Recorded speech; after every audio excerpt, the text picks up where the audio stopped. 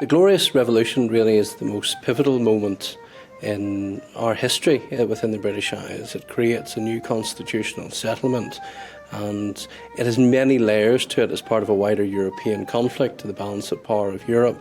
It's part of a civil war, essentially, for the throne here in the British Isles, and it's also hides a number of family disputes. The key characters are really the monarchs of the period. You have King Louis XIV of France, the Sun King, the last real, absolute, powerful monarch in Europe. And on the other side, you have William, Prince of Orange, who's his main adversary in Europe, and he is married to the daughter of James, Duke of York, who becomes James II. And those are the four really key characters that will help drive what takes place between 1688 and 1691. Pope Innocent is concerned that Louis is trying to supplant him with his own nomination for Pope, and as a consequence of that, he ends up secretly backing William, Prince of Orange in his campaigns against Louis of France.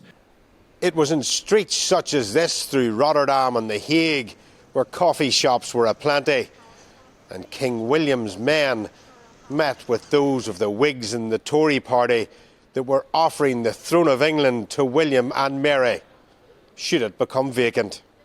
This would be the foundations not only of the UK, but the Glorious Revolution. The Hague and Amsterdam and other major Dutch cities become places of intrigue, and James knows this.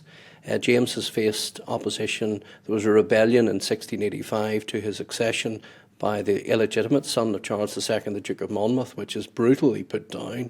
And there are discussions with advisors to William's court about the prospect that if James, through his, if you like, arbitrary expansion of monarchical power, oversteps the mark and breaks the contract between government and the people, then he could be removed. And if that were to happen, would William, Prince of Orange, come and be the liberator, essentially, of the British Isles? William will arrive in Brixham, in the Torbay area of England.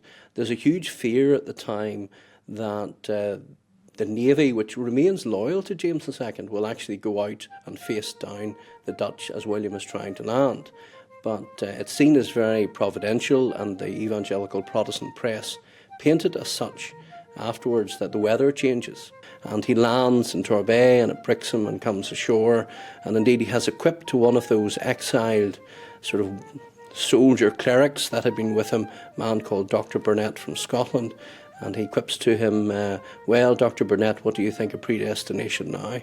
So effectively the weather turning allows the Dutch to arrive without a battle with the English. The Royal Navy is kept in port.